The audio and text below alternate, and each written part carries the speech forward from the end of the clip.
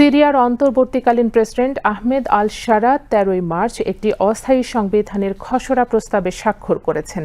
এর মধ্য দিয়ে দেশটি আগামী ৫ বছরের জন্য ইসলামপন্থী শাসনের অধীনে থাকবে। ডিসেম্বরে ইসলামপন্থী হায়াত তাহরির আল শাম HTS বিদ্রোহীরা বিদ্রোহ ঘটানোর পর দেশটির অন্তর্বর্তীকালীন নেতারা নতুন শাসন প্রতিষ্ঠার লড়াই করে আসছেন। বিস্তারিত ডেস্ক রিপোর্টে।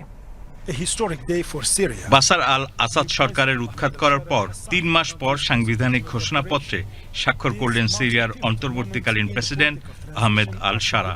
বিদ্রোহে অংশ নেয়া নেতারা একটি বৈঠকের পর অস্থায়ী সংবিধানের ঘোষণা করা হয়। একই সভায় দেশের পুরনো সংবিধান বাতিল করে একটি নতুন সংবিধান প্রণয়ন করা হবে বলেও সম্মত হন তারা।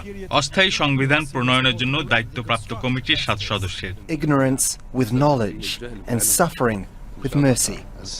আগের সংবিধানের কিছু ধারা বজায় রাখা হবে, যার মধ্যে রয়েছে রাষ্ট্রপ্রধানকে মুসলিম হতে হবে এবং আইন শাস্ত্রের প্রধান উৎস হবে ইসলামী আইন। ডিসেম্বরে আল শারা বলেছিলেন সিরিয়ার সংবিধান পুনর্লিখন করতে ৩ বছর পর্যন্ত এবং নির্বাচন আয়োজন করতে ৫ বছর পর্যন্ত সময় লাগতে পারে। The integration could face some challenges.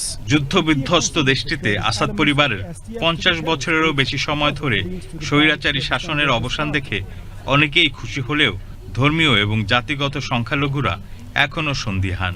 সিরিয়ার পশ্চিম উপকূলের শহর লাটকিয়া ও জাভলেতে সম্প্রতি সংঘাতে মারা গিয়েছে প্রায় ১৩০০ জন। তবে সারা উত্তর পূর্ব সিরিয়ার মার্কিন সমর্থিত কুর্দি নেতৃত্বাধীন যোদ্ধাদের সাথে একটি যুগান্তকারী চুক্তিতে পৌঁছেছেন। এতে রয়েছে যুদ্ধবিরতি এবং কেন্দ্রীয় সরকারের সাথে কুর্দি যোদ্ধাদের একীভূত হওয়া। এতে দেশটিতে কিছুটা শান্তি ফিরে আসার সুযোগ তৈরি হয়েছে। US troops remain stationed in North Syria. International desk, BTV news.